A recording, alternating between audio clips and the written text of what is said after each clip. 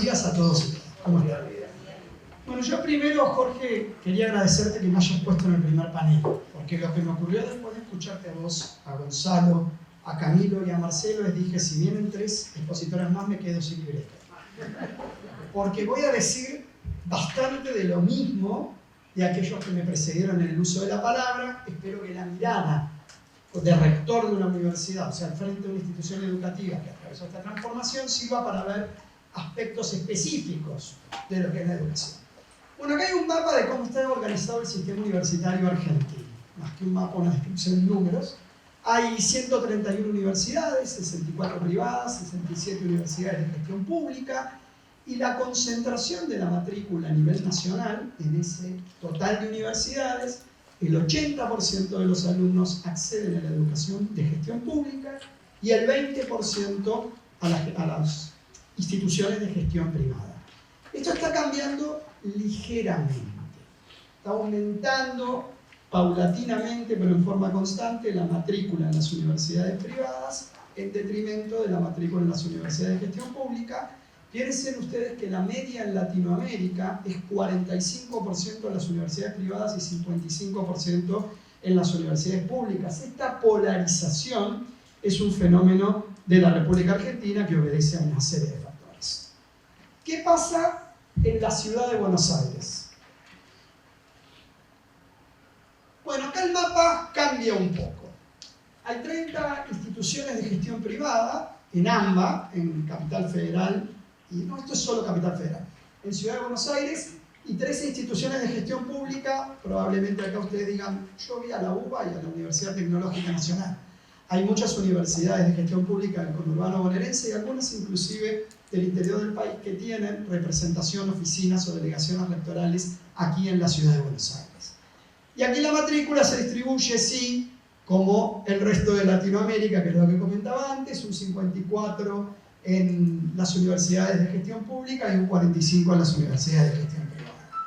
Esto era para tener una idea de cómo estaba constituido el mapa. ¿Y cómo es la oferta en términos de educación a distancia pre-pandemia? Fíjense que esto surge de los datos de la síntesis universitaria 2019-2020 del Ministerio de Educación. Esto era antes de la pandemia. De un total, creo que lo pasé por encima, de 2.300.000 estudiantes de educación superior en Argentina, solo el 7,3% estudiaba con un encuadre pedagógico del tipo de educación a distancia. O sea que la Argentina, el modelo de educación universitaria en Argentina pre-pandemia era fuertemente presencial. Una cuestión particular, porque evidentemente las universidades son think tanks, son naturalmente espacios de reflexión, de generación de conocimiento.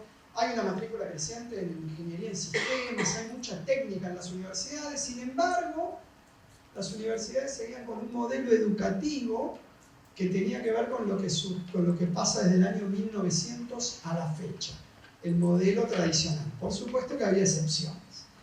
La matrícula, como ven ahí, encima la educación virtual tenía más presencia en el sector privado que en el sector estatal. Y llegó la pandemia. Y cuando llegó la pandemia, lo que todos conocemos, nos encerraron, y creo que fue Marcelo fue Gonzalo el que lo comentó. Nos pasó a todos lo mismo, los que somos docentes.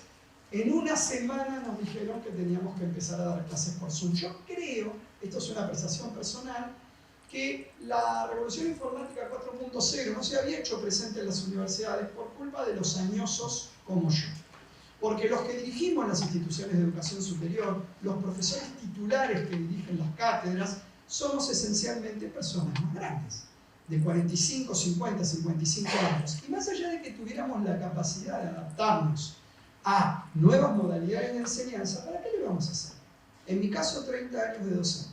Hace 30 años que venía haciendo las cosas, me salían bien, los alumnos aprobaban, me sentía cómodo, estaba en mi zona de confort. Y la verdad es que nadie cambia hacia un modelo de incertidumbre alegremente y voluntariamente, porque supone un esfuerzo enorme, aparte del temor y el estrés que nos generó. Pero la pandemia nos obligó. Entonces, ¿qué ocurrió? La forzosa capacitación de todos los docentes en campo. O sea, de la noche a la mañana, todos los docentes tuvieron que salir a dar clases virtuales porque era eso, la interrupción del servicio, y las universidades tuvieron que rápidamente incorporar nuevas tecnologías, ponerlas en práctica y capacitar en el uso de las mismas a los funcionarios, a los docentes y a los alumnos. Gonzalo comentaba que un compañero en la oficina le dijo, che, existe el Zoom, te enseñamos cómo hacerlo. A mí me pasó exactamente lo mismo. Y a todos nosotros. Nos dijeron, existe el Zoom y el Meet. Elegí uno y el que elijas lo tenés que empezar a usar y te explicamos rápidamente cómo usarlo.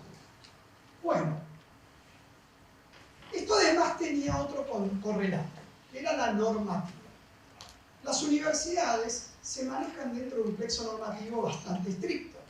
Y tenemos supervisión y fiscalización por parte del Ministerio de Educación, pese a la autonomía que las universidades tienen, y tenemos la Comisión Nacional de Evaluación y Acreditación Universitaria, que nos marca cuáles son los estándares de calidad que tenemos que cumplir para que nuestras carreras se acrediten. Las universidades dentro de ese plexo normativo tenían la posibilidad de presentar planes a distancia, pero era un mecanismo complejo. La aprobación de un plan de estudios para una carrera a distancia llevaba más o menos 2 años. Entonces ustedes fíjense todo lo que ocurría prepandemia. No había voluntad por parte de los funcionarios. Los docentes estaban en una zona de confort con la educación presencial. La normativa vigente avalaba y fomentaba la réplica de ofertas presenciales y era complejo e incierto el escenario de ofertas virtuales. Sin embargo, durante la pandemia, todos pudimos ir hacia la virtualidad y nos encontramos que era discutible la definición de espacio físico como espacio de contención para alumnos y docentes. Una clase expositiva tradicional se puede dar tanto en una conferencia por Zoom, por Meet, como en forma presencial. Sí, se pierde la interacción entre los alumnos y el docente en el aula y una cuestión de empatía. Esto es verdad. Y es uno de los pocos déficits que hemos encontrado de la presencialidad física tradicional a la virtualidad actual. Pero después, la mayoría parecen ser ventajas. Tal es así que si bien la normativa no cambió, tanto la Dirección Nacional de Gestión Universitaria, órgano fiscalizador del Ministerio de Educación, como la Comisión Nacional de Evaluación y Acreditación Universitaria sacaron documentos diciendo, bueno, en un contexto donde haya sincronía y donde haya interacción entre alumnos y docentes, no importa el espacio físico, será considerado presencialidad. Esto tuvo un impacto tremendo. Ocurrió lo que mencionaba Gonzalo. Uno se pone a pensar y dice, entonces yo me puedo ir a mi casa, los alumnos también, armamos un Meet, y si garantizamos interacción, garantizamos que podemos identificar o verificar la identidad de quien está del otro lado, y que tantos unos con otros pueden interactuar, ¿eso es una clase presencial? Sí, fue la respuesta. Entonces todos mis programas que yo tengo aprobados en forma presencial pueden ser dictados en forma virtual si la universidad adopta un mecanismo de hibridez, o por lo menos parte de ellos, y la respuesta fue sí. Entonces, ¿qué ocurrió? Los alumnos que estuvieron 2 años en contexto de pandemia, por eso dije que Gonzalo me robó mucho el libreto, empezaron a demandar y exigir no venir. Dijeron, ¿para qué voy a ir al aula? Entonces los profesores tuvimos que hacer, yo doy clases en la Universidad Tecnológica Nacional, pese a ser rector de la Universidad de la Marina Mercante, que es privada. Tuvimos que poner estrategias que realmente justificaran la presencialidad del alumno en el aula física, para que el alumno entienda y sienta el atractivo de venir y que se justifica levantarse, viajar, tener que comprar algo en el buffet, gastar dinero, perder tiempo itinere y salir de su contexto de comodidad donde accede, porque no es tan fácil en transporte público transportar una notebook o menos una PC de escritorio, o sea, lo sacamos de su entorno natural. Tuvimos que esforzarnos para las clases presenciales. Por el contrario, nadie ofreció resistencia a continuar en modalidad virtual, con el agregado, como les dije, que cuando empezamos a usar las plataformas de LMS, las Learning Media System, empezamos a ver una serie de ventajas enormes. Primero, el desarrollo de actividades asincrónicas que desafíen al alumno y lo orienten al autoaprendizaje, lo preparan para un mundo del trabajo hoy creo que era Marcelo el que hablaba del home office, lo prepara para un mundo del trabajo diferente en el cual nos formaron a nosotros. El alumno tiene que ser sujeto de un aprendizaje continuo y muchas veces en soledad. Tiene el acceso a la información a través de Internet y tiene al docente que lo guía y lo orienta. Pero los docentes tuvimos que generar actividades que lo interpelen al alumno y lo obliguen a desarrollar capacidades y competencias para aprender. Más allá, tengo que ir rápido, más allá de eso, que es un poco lo que tengo diciendo ahora.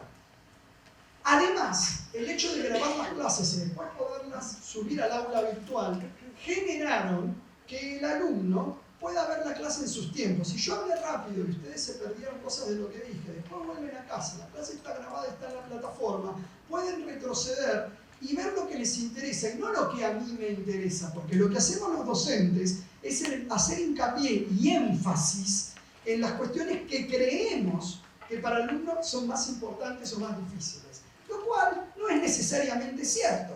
Entonces, ¿por qué yo le voy a guionar a un estudiante autónomo cómo tiene que seguir mi clase, cómo tiene que prestar atención y qué tiene que aprender si el alumno lo puede hacer por sí mismo? Sigo teniendo un rol muy importante, porque nosotros después, los docentes, tenemos que juntar a ese grupo y de alguna manera generar actividades que hagan la famosa espiral de aprendizaje significativo que llegue a que el alumno alcance las competencias, los resultados de aprendizaje esperados que derivan en competencia. Creo que era Marcelo el que habló de cómo cambiaba la forma en que los alumnos, las personas consumen los productos.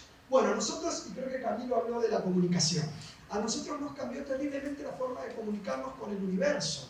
Ahora el alumno demanda 24 horas, se matriculan, se conectan, bajan, hacen preguntas a las 3 de la mañana, a las 5 de la mañana, literalmente. Ustedes saben que no miento, el que tiene hijos adolescentes sabe que es así. Y encima, con la no obligación de tener que trasladarse y levantarse y cumplir un horario el otro día, si no tiene clases sincrónicas, se desfasa su horario. Bueno, tuvimos que adaptar a nuestras plantas docentes y a nuestras plantas de funcionarios y de empleados técnicos para que pudieran atender ese tipo de demanda. Dejamos de atender el teléfono y empezamos a atender las consultas online.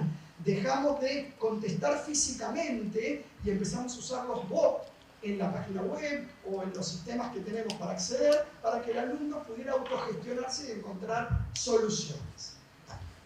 A ver, ha cambiado el modelo de negocios. El modelo de negocios, antes había una economía de cercanía a las universidades. Todo el que está cerca de una universidad sabe que la fotocopiadora, el bar, el supermercadito enfrente o el convenience market y todas esas cuestiones que aparecieron, como hablaban hoy de lo que ocurrió en Microcentro, ahora tienen a desaparecer. Pero por otro lado, por suerte, mucho menos consumo de papel que hace el medio ambiente. Pero por otro lado apareció una demanda de incorporación de tecnología, de uso de tecnología. Desaparece el modelo de territorialidad, o sea que ya no es tan importante el traslado y el uso del transporte público y llegar a la institución, y sí aparece una cuestión de brindarle al estudiante y al docente los recursos necesarios para poder trabajar desde su domicilio, pero que sigamos adelante con el modelo. Bien, una última cosa, y con esto termino. El mapa de la República Argentina en educación superior estaba dividido en regiones. Había regiones que estaban parceladas. Había 7 consejos de planificación regional de la educación superior, los famosos 7 C3, y las instituciones educativas tenían que brindar su oferta en esos C3 y no podían salir de esos C3 sin su autorización. El profundo cambio que hay detrás de la hibridez y la virtualidad es que ahora las 131 universidades pueden ofrecer sus productos educativos a toda la masa de 2,5 millones de alumnos y creciendo que hay en toda la República, sin la necesidad que el alumno de Tierra del Fuego tenga que trasladarse, o que un alumno de la ciudad de Buenos Aires no pueda acceder a un servicio educativo, a una oferta única que haya en alguna universidad muy lejana, 800 kilómetros de donde está.